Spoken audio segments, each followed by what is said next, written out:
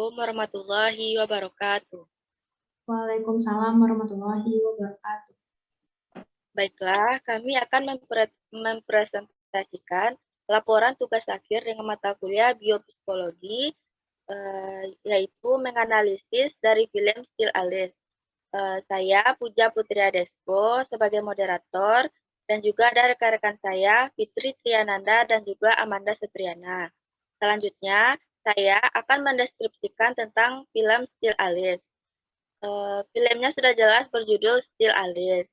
Tanggal lirisnya yaitu pada 20 Februari tahun 2015 dengan genre drama yang disutradarai oleh Richard Glazer dan Westmoreland dengan durasi 1 jam 41 menit. Adapun pemainnya yaitu Julianne Moore sebagai Alice, dan Aloe Betwin sebagai Dr. John, Kristen Stewart sebagai Lydia, Kate Bosworth sebagai Anna, dan Hunter Parry sebagai Tom Holland, serta Seng sebagai Carlick.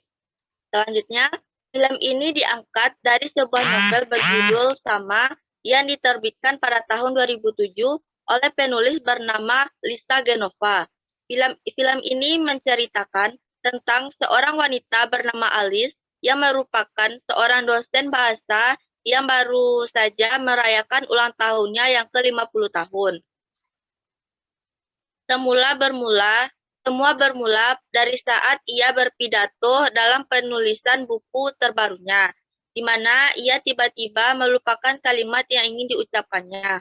Awalnya ia hanya mengira itu akibat terlalu banyak minum, tetapi menjadi semakin parah ketika ia tidak mengingat jalan pulang ke rumahnya setelah olahraga.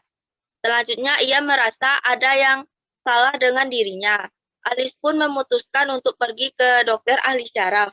Awalnya semua berjalan dengan normal, namun ia dapat menjalani tes berupa pengulangan kata, mengeja kalimat dari belakang, dan menceritakan kisah hidupnya dengan tepat, tetapi saat ia diminta untuk mengulangi kalimat yang diucapkan oleh dokter di awal, Alice tiba-tiba tidak bisa mengingatnya lagi. Hal itu membuat dokter menduga bahwa memang ada yang salah dengan Alice dan berspekulasi bahwa Alice terkena Alzheimer dini. Oleh karena itu, dokter meminta Alice untuk kembali check up dengan membawa suami atau kerabatnya. Akhirnya, Alice menceritakan hal itu kepada suaminya, John. Awalnya, John merasa tidak percaya, bahkan menganggap pendapat dokter itu menggelikan. Tetapi melihat Alice yang menangis membuat John akhirnya percaya dengan pergi bertemu dengan dokter tersebut. Ternyata memang sudah terbukti bahwa Alice mendapat Alzheimer dini dan penyakit ini adalah penyakit keturunan dari ayahnya dan ada kemungkinan bisa diturunkan juga ke anak-anaknya. Hal itu membuat Alice merasa bersalah dan ingin menangis. Ditambah dengan kenyataan bahwa setelah diperiksa, anaknya yang pertama yaitu Anna juga positif terserang Alzheimer juga. Hal demi hari dilewatkan oleh Alice. Semakin hari penyakitnya semakin memburuk.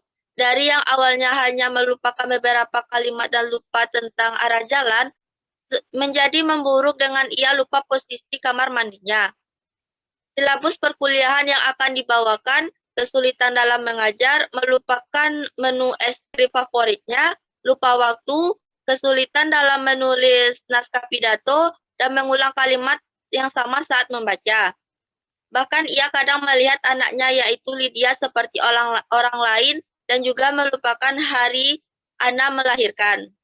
Puncaknya adalah saat ia tidak bisa lagi membaca novel yang akhirnya diceritakan oleh Lydia, dan saat ditanya oleh Lydia tentang apa yang dibacakannya tadi, Alice sempat kesulitan dalam berkata-kata dan akhirnya hanya mengeluarkan satu kalimat saja dengan susah payah. Baiklah, itulah deskripsi film tentang Still Alice. Selanjutnya, rekan saya Amanda Setriana akan membahas tentang teori gangguan berbahasa. Baik, terima kasih moderator atas kesempatannya. Selanjutnya ada materi mengenai teori gangguan berbahasa. Kemampuan berbahasa tentunya sudah kita dapatkan sejak kita lahir. Mulai dari kita bayi, ketika kita mendengarkan orang tua kita berbicara, maka kita akan mulai menirukannya, berkembang dari satu kalimat menjadi per paragraf dan berkembang menjadi luas. Kemampuan berbicara ini tentunya berhubungan dengan kemampuan berbahasa. Jika seseorang mengalami masalah dengan kemampuan berbahasanya, maka ia akan memiliki gangguan berbahasa dan juga masalah dalam kemampuan daya ingatnya. Jika seseorang mengalami gangguan berbahasa, maka ia bisa disebut sebagai afasia. Afasia ini adalah gangguan berbahasa yang terjadi akibat adanya kerusakan dari hemisfer kiri yang bertanggung jawab dalam pemrosesan bahasa pada area Broca dan Wernicke. Gangguan berpikir ini diuraikan menjadi beberapa bagian, salah satunya demensia. Demensia ini adalah sindrom klinis yang menyebabkan seseorang kehilangan fungsi intelektual dan memorinya. Biasanya demensia ini diidap oleh penderitanya usia berumur 65 tahun ke atas dan biasanya terjadi pada perempuan. Salah satu penyakit dari demensia ini adalah penyakit Alzheimer, yang dimana penyakit Alzheimer ini mengakibatkan adanya perubahan pada struktur kortikal yang mengakibatkan lesi pada lobus temporalis dan frontal yang mengalami penumpukan pada protein beta amyloidnya yang mengakibatkan pada kematian sel saraf. Gejala yang biasanya diidap oleh penderita penyakit Alzheimer ini mulai dari kesulitan mengingat, kesulitan dalam berbahasa, dan perubahan sikap. Dan jika parah, penderitanya bisa bergantung kepada orang lain. Saya kembalikan kepada moderator. Terima kasih kepada Amanda. Selanjutnya akan dibahas oleh Fitri Triananda. Baiklah, terima kasih kepada moderator. Selanjutnya saya akan mempresentasikan materi tentang analisis kasus pada Williamson Ellis dengan teori gangguan berbahasa. Dilihat dari gejala-gejala yang dialami oleh penderita Alzheimer tadi, ternyata gejala tersebut dialami juga oleh Dr. Ellis pada Williamson Ellis. Gejala tersebut adalah yang pertama mengalami kesulitan dalam berbahasa. Hal tersebut dialami oleh Ellis di awal film, di mana Ellis merupakan kalimat saat berpidato di seminar disertasi penelitiannya. Pada saat itu, Ellis masih bisa menanganinya dengan baik dengan membuat lelucon bahwa dia seharusnya tidak minum sebelum memulai acara. Hal ini terjadi di saat ia belum mengetahui penyakitnya. Kemudian, kemampuannya semakin menurun, di mana ia bahkan kesulitan dalam menuliskan naskah pidato. Padahal, ia adalah seorang dosen bahasa dan kemampuan berbahasa yang baik. Tetapi, ia bahkan membutuhkan waktu 3 hari untuk menulis naskah pidato. Setelah 1 tahun Ellis menderita penyakit tersebut, kemampuan berbahasanya semakin menurun, di mana terdapat scene anaknya, yaitu Lydia, yang membacakan sebuah novel, tetapi ia hanya bisa membalas dengan gumaman-gumaman yang tidak jelas. Kemudian, hanya keluar satu kata yang bisa keluar dari mulutnya. Gejala ini sangat akurat dengan gejala-gejala yang dialami oleh penderita Alzheimer tadi, di mana ia menunjukkan bahwa penderita akan mengalami penurunan berbahasa dari waktu ke waktu. Yang kedua, memiliki masalah dengan memori atau mengingat. Masalah ini dapat dilihat di dalam scene di mana dia kesulitan mengingat jalan pulang saat selesai berolahraga. Terdapat juga scene di mana Ellis lupa di mana letak kamar mandi yang membuatnya kencing di sana. Hal ini terjadi pada penderita Alzheimer di mana mereka akan merasa bingung dengan tempat dirinya berada atau bahkan melupakan tempat tersebut. Hal ini akan menimbulkan penderita merasa tersesat atau kehilangan arah, bahkan bisa saja penderita bisa lupa dengan tempat tinggalnya. Kebingungan dengan suatu tempat menunjukkan adanya gangguan dalam memori. Gangguan memori menyebabkan penderita melupakan hal-hal seperti orang, perkataan, tempat, dan lain-lain. Yang ketiga adalah masalah dengan sesuatu yang biasanya dapat dilakukan dengan mudah. Masalah ini juga sangat jelas terlihat dalam diri Ellis, seperti pada salah satu adegan di mana ia kesulitan dalam membuat roti puding. Padahal dari adegan sebelumnya terlihat bahwa anak-anaknya sangat menantikan roti puding buatannya, yang menandakan bahwa ia sudah sering dan lihai dalam membuat roti puding tersebut. Selain itu juga terdapat adegan ia merupakan silabus perkuliahan yang akan dibawakannya. Semakin lama, Ellis menjadi tidak mampu dalam mengerjakan kegiatan yang simpel, di mana terdapat adegan ia dibantu oleh John untuk menukar pakaian, dan adegan di mana Lydia membantu Ellis membaca sebuah novel. Yang keempat adalah masalah terhadap perubahan sikap. Selanjutnya adalah gejala dalam perubahan sikap Ellis. Di awal film terlihat bahwa Alice adalah seorang ibu yang lembut dan perhatian. Dia juga seorang dosen yang sangat pintar. Tetapi lama-kelamaan terlihat perubahan sikap mental Alice di mana terdapat sebuah scene di mana ia membentak Lydia saat anaknya tersebut memberikan saran kepadanya untuk memperbaiki naskah pidatonya. Dari sikap-sikap yang ditunjukkan dapat disimpulkan bahwa semenjak mengidap Alzheimer, Alice merasa sangat depresi dengan apa yang dialaminya. Ini menunjukkan perubahan sikap dari tokoh Alice. Perubahan sikap ini menunjukkan salah satu gejala yang dialami oleh penderita Alzheimer. Berdasarkan gejala-gejala yang ditunjukkan oleh Alice, dapat dilihat gejala tersebut sudah sesuai dengan gejala penderita Alzheimer. Pada awalnya, gejala yang ditunjukkan Alice hanya berkaitan dengan ingatan saja, seperti kesulitan mengingat informasi baru dan ejaan. Gangguan berbahasa yang diderita oleh tokoh Alice akibat penyakit Alzheimer dapat terlihat jelas dari pembendaharaan kata Alice yang semakin berkurang. Alice yang diceritakan sebagai seorang ahli bahasa dan profesor bahasa di universitas tempatnya mengajar, yang pastinya memiliki pendarahan kata yang luas menjadi kesulitan berkomunikasi dengan orang lain. Alice bahkan kerap kali kebingungan dengan kalimat panjang yang diucapkan oleh mitra tuturnya. Gangguan bahasa yang terjadi tidak hanya disebabkan oleh adanya lesi pada hemisfer kiri, namun akibat dari adanya dominasi ini mempengaruhi proses pemilihan bahasa. Pada proses pemilihan bahasa, domain akan berfungsi terhadap hemisfer yang dominan. Jika domain ini tidak berfungsi dengan baik, maka dapat mempengaruhi aktivitas yang berbicara, mendengarkan, dan menulis. Pada Alice, jenis afasia yang diidapnya yaitu afasia motorik, di mana penderitanya mengalami kegagalan dalam mengungkapkan makna kalimat yang ingin disampaikannya secara verbal. Untuk mengungkapkannya, penderitanya dengan menuliskan berupa tulisan, seperti Alice di mana ia kesulitan menyampaikan kalimat yang ingin disampaikannya, kesulitan dalam menyusun kata ketika ia akan berpidato, bahkan Alice membutuhkan waktu 3 hari untuk menyusun pidato tersebut, dan Alice mengalami kesulitan ketika anaknya dia meminta untuk mengulang kembali kata atau kalimat yang disampaikan oleh anaknya tersebut. Gangguan ini juga berpengaruh bagi orang sekitarnya. Alice mendapatkan penyakit ini karena faktor genetik dari ayahnya yang kemudian membuatnya menurunkan penyakit ini ke anaknya. Hal ini sesuai dengan teori Alzheimer, di mana faktor penyebabnya salah satunya adalah faktor genetik.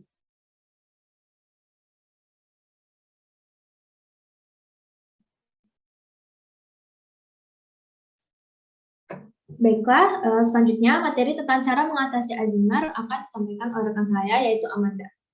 Amanda, dipersilakan.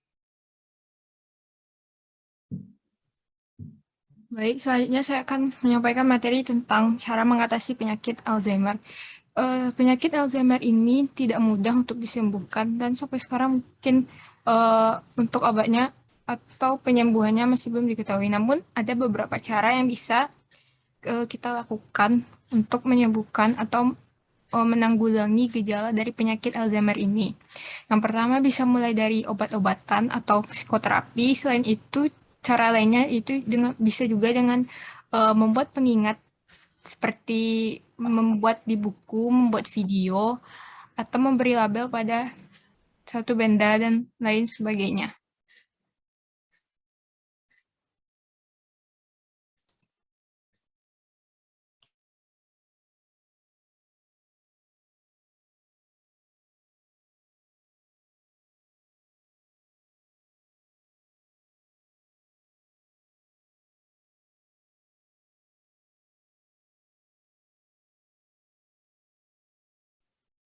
Maka dari ini dapat disimpulkan bahwa film Still Alive ini menceritakan bagaimana perjuangan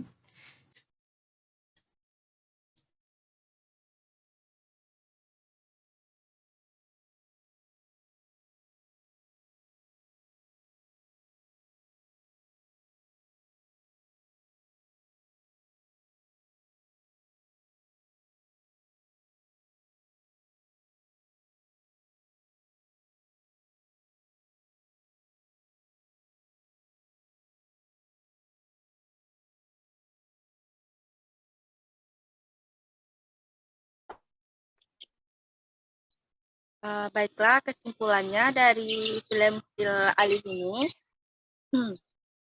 Still Alice adalah film yang dimana menceritakan bagaimana perjuangan Alice untuk berjuang menghadapi penyakit Alzheimer yang dideritanya.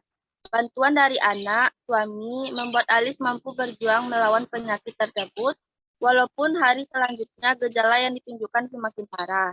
Penyakit Alzheimer adalah penyakit yang ditandai demensia secara umum.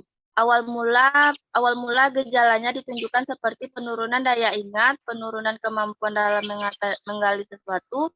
Gejala penyakit Alzheimer yang diidap oleh Alice ini yaitu lupa dengan urutan atau ejaan kata, lupa akan informasi baru, kehilangan proses untuk mengingat. Selain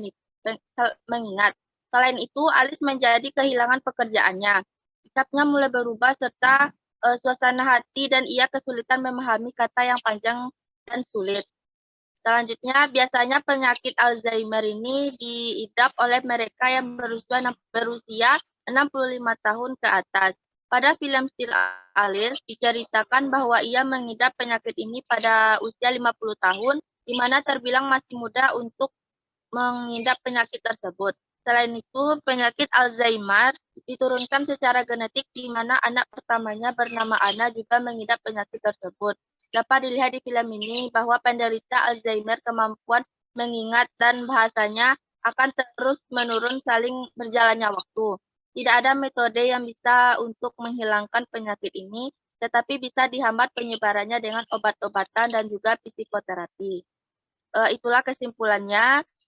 Baiklah, kami dari kelompok mengakhiri presentasi ini. Apabila ada kata-kata yang salah, mohon dimaafkan. Wabillahi taufiq wal hidayah. Wassalamualaikum warahmatullahi wabarakatuh.